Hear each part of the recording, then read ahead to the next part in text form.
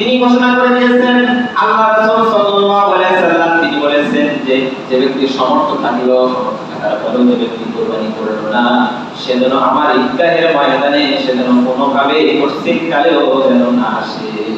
এটা আল্লাহ রাসূল সাল্লাল্লাহু আলাইহি সাল্লাম নির্দেশ দিয়ে দিয়েছেন যে যার সমর্থ আছে তারপর সে মাঠে আসলো না, সে গরু কুরবানি করলো না, ছাগল কুরবানি করলো না, দুম্বা কুরবানি করলো না, তার সমর্থ অনুযায়ী সে কুরবানি করতে পারতো কিন্তু করলো না, তাহলে সেজন্য আমার ঈদগাহে তার কোনো ঈদ নেই, তার কিসের ঈদ?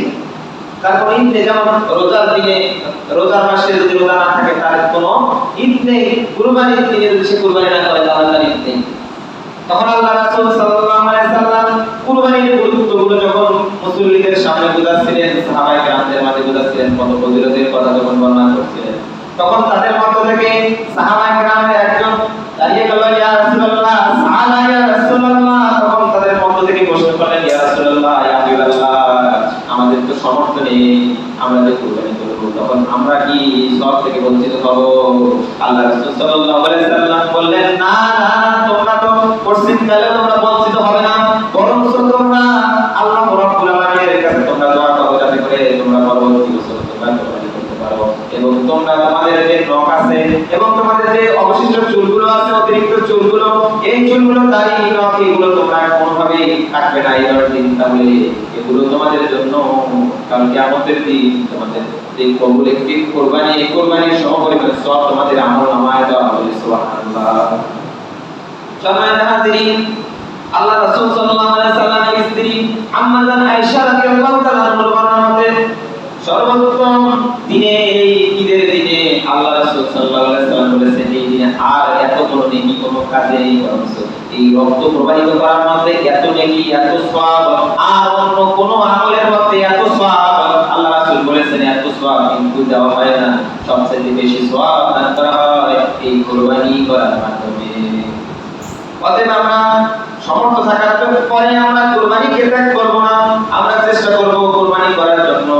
এজন্য আল্লাহ রাব্বুল আলামিন পবিত্র কোরআনুল কারীমে সূরা হজের 37 নম্বর আয়াতে আল্লাহ রাব্বুল আলামিন বলেছেন, লা ইয়ানালুল্লাহু লুহুমুহা ওয়ালা দিমাউহা ওয়ালাকিন ইয়ানালুত তাকওয়া মিনকুম। আল্লাহ রাব্বুল আলামিন বলেন, তোমরা যে কুরবানি করো, তোমরা যে কুরবানি দাও, তোমাদের কুরবানির পশম, তোমাদের কুরবানির খুর, তোমাদের কুরবানির রক্ত, তোমাদের কুরবানির মাংস, রক্ত যা কিছু আছে কুরবানি করার জন্য তোমরা তা দিলা, এই সমস্ত কোনো কিছু আল্লাহ রাব্বুল আলামিনের কাছে কিন্তু পৌঁছায় না। এই সব কিছু কিন্তু তোমাদের জন্যই, এটা আল্লাহর কাছে কখনো পশ্চিমকালে পৌঁছায় না। আল্লাহর কাছে কি পৌঁছায়? ইত্তাকুল্লাহ, আল্লাহর কাছে তাকওয়াটাই পৌঁছায়।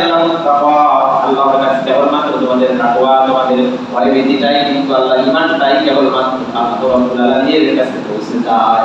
আমাদেরকে খেয়াল রাখতে হবে, আমাদের তাকওয়াটাই, আমাদের নিয়তটাই কেবলমাত্র আল্লাহর কাছে পৌঁছে যায়। আমাদের এই গোশত মাংস আল্লাহ এগুলো চায়? আল্লাহ চায় না। আল্লাহ এগুলো কি গ্রহণ করেন না। আমাদের বলা হয়েছিল যে এই কুরবানি বিধান, যে মাংস বর্ধনের ব্যাপারে বলা হয়েছিল, বলার জন্য বলছি।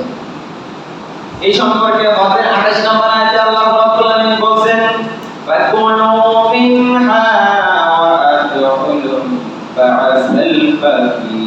এই আয়াতে বলা হয়েছে তিনটা শ্রেণীর কথা বলা হয়েছে।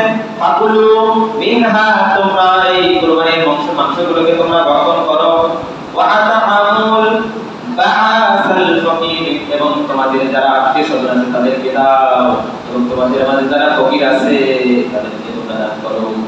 এই আয়াত থেকে কিয়াস করলে পাওয়া যায় তিন শ্রেণীর কথা বলা হয়েছে তাদেরকে দেওয়ার জন্য। যদি আপনার পরিবারে এমন হয় একটি ছাগল কুরবানি করেছে, কুরবানি করার পর আপনার ফ্যামিলিতে ওই মানুষটাকে একবার দেখেই শেষ, এটা রাসূল সাল্লাল্লাহু আলাইহি ওয়াসাল্লামের সাহাবীদের যুগে একটা ঘটনা ঘটেছে। এই যে এরকম ঘটনা ঘটে গেছে, তখন আল্লাহ রাসূল সাল্লাল্লাহু আলাইহি ওয়াসাল্লামের কাছে এসে বললেন যে আমি কি করব? আমি কি দান করব? কারণ আমার ফ্যামিলিতে সদস্য সংখ্যা বেশি। তখন না, তোমাকে কোনো প্রকারে দান করতে হবে না, তুমি পুরো ছাগলটা তুমি তোমার পরিবারের জন্য খেতে হবে, এটা তার কুরবানি হয়ে যাবে, তার জন্য দান করা আবশ্যক নয়। যদি আপনার বড় গরু দিয়ে দেন তখন আপনাকে অবশ্যই দান করতে হবে, কিন্তু আপনাকে খেয়াল রাখতে হবে আপনি ইচ্ছে করলে যদি সম্পূর্ণ মাংসটা খেয়ে ফেলেন তারপর আপনার কুরবানি হয়ে যাবে, কিন্তু এখানে কিছু মানুষের হক রয়েছে, আত্মীয় স্বজনদের হক রয়েছে, যেহেতু আল্লাহ তাআলা এই কোরআনুল কারীমের আয়াতে বলেছেন আত্মীয় স্বজনের হকের কথা বলা হয়েছে, এবং আপনি আপনার পাশের যে বাড়ি গরিব দরিদ্র যারা এলাকায় আছে তাদেরকে আপনি দান করতে হবে। যদি তাদেরকে না দেন, তাদের যে হক রয়েছে হক থেকে বঞ্চিত করার কারণে আল্লাহ তাআলা আপনাকে এই হকের যে বঞ্চিত করার যে পাপ, এই পাপ কিন্তু আপনার আমলনামায় দিবেন। তখন কুরবানিটা আপনার ত্রুটিপূর্ণ হয়ে যাবে। এজন্য কুরবানি যখন করবেন তখন অবশ্যই তাদেরকে দিয়ে আপনি খাওয়ার চেষ্টা করবেন অবশ্যই, এবং সেটাকে আপনি আপনার সাধ্যমতো অনুযায়ী আপনি 3 ভাগ করবেন, এবং এটাকে যে 3 ভাগেই করতে হবে এটাও কিন্তু একদম আবশ্যিক ফরজ নয়। আপনার সামর্থ্য অনুযায়ী এমন হতে পারে যে আপনার আত্মীয় স্বজন বেশি থাকার কারণে বা পরিবার বেশি থাকার কারণে অর্ধেকের বেশি আপনার লাগতে পারে, তখন আপনি 1 ভাগ আপনি দান করলেন সেখান থেকে, অথবা আরো একটু বেশি দান করতে পারেন। এমন আছে আপনি আপনার পুরো মাংসটা আপনি দান করে দিতে পারেন, এতে আপনার সওয়াব বেশি আল্লাহ তাআলা দান করবে। এজন্য এই বিষয়গুলো আমাদেরকে খেয়াল রাখতে হবে, এবং যারা কৃপণতা করে তাদের হচ্ছে ইহুদি খ্রিস্টান যারা রয়েছে তাদের নীতি হচ্ছে এটা, আমাদের মুসলমানদের নীতি এটা কখনোই আমাদের হতে পারে না। এজন্য আমরা কুরবানি করব, এবং কুরবানিতে আমাদের পশুগুলো আমরা যে মাংস পাবো এগুলো আমরা বিতরণের জন্য আমরা চেষ্টা করব। সম্মানিত হাজিরিন, এজন্য যারা আমরা নামাজ পড়ি না, সূরা কাউসারের আয়াত নাম্বার 2, ফাসাল্লি লিরাব্বিকা ওয়ানহার, যা নামাজ নেই তার কুরবানি নেই। যে ব্যক্তি নামাজ পড়ে না, 5 ওয়াক্ত সালাত, খামসুস সালাওয়াতি, আমি যে হাদিসটা বলেছিলাম প্রথমে, 5 ওয়াক্ত সালাত যারা পড়ে না তাদের কুরবানি কোনদিন কালেও কবুল হবে না। বুরহানান অর্থাৎ দলিল, কিয়ামতের দিন এই নামাজটা কেবলমাত্র প্রত্যেকটা আমলের জন্য দলিল হবে। যারা নামাজ পড়ে না তাদের কোনো আমল কিন্তু আল্লাহ তাআলা কবুল করবেন না। এটা হচ্ছে দলিল, সিলমোহর। আপনি জন্ম নিবন্ধন করার জন্য উপজেলায় যান, সেখানে যাওয়ার পর আপনি দেখেন যে যদি জন্ম নিবন্ধনের মধ্যে সিল সেখানে মারা আছে, এবং সেই সিলটা চেয়ারম্যানের মধ্যে হয়, এবং সেখানকার সচিবের সেখানে সিল থাকতে হয়। এই সিল থাকার পরে আপনি সেখানে সেটা গ্রহণ করেন, তাছাড়া এটা কোনো জায়গায় অ্যালাউ করা যায় না। তাহলে ওইরকম আপনার নামাজ, রোজা, হজ, যা ইবাদত আছে সমস্ত ইবাদতগুলো কুরবানি সবকিছু আপনি নিয়ে গেলেন সামনে, নিয়ে যাওয়ার পর এটা আল্লাহ তাআলা ফেরেশতারা অ্যাকসেপ্ট করবে না, কারণ এখানে সিল মোহর দেওয়া হয়। এটা সত্যায়িত করেনি যে নামাজ ছাড়া কোনো প্রকার কুরবানি আমাদের হবে না। এজন্য আমরা সবাই 5 ওয়াক্ত সালাত আজ থেকে যদি আমরা তওবা করি, আজ থেকে যদি আমরা নিয়ত করি কুরবানি আজকে পশু কিনলাম, আজ থেকে নিয়ত করলাম 5 ওয়াক্ত নামাজ পড়ব, তাহলে আল্লাহ তাআলা এই কুরবানিটা কবুল করবেন। আমরা যদি নিয়ত না করি আর যদি আমল না করি, তাহলে কুরবানি করলাম শুধুমাত্র মাংসই খেলাম, শুধুমাত্র জিহ্বার স্বাদেই হলো, শরীরে পুষ্টি হলো, কিন্তু আল্লাহর দরবারে কুরবানি কবুল হবে না। এজন্য এই বিষয়টা মাথায় খেয়াল রেখে আমাদেরকে পরিবর্তন হওয়া দরকার।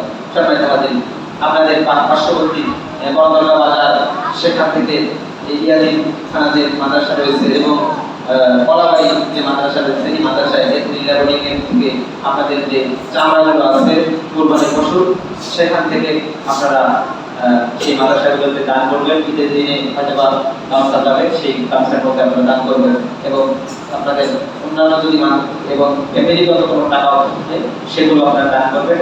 কারণ ঈদের দিনের মধ্যে দান করা অনেক সওয়াবের কাজ। আপনারা চেষ্টা করবেন যে বেশি বেশি করে এই মাদ্রাসাগুলোতে দান করবেন, যাতে করে আমাদের দেশটা পরিবর্তন হয়। আল্লাহ রাব্বুল আলামিন আমাদের সবাইকে কবুল করুন। যতটুকু কথা বলতে পেরেছি সময় যেহেতু কম, আল্লাহ রাব্বুল আলামিন আমাদের সবাইকে কেন্দ্র করে আমাদের জীবন জিন্দেগিতে মানার তৌফিক দান করুন।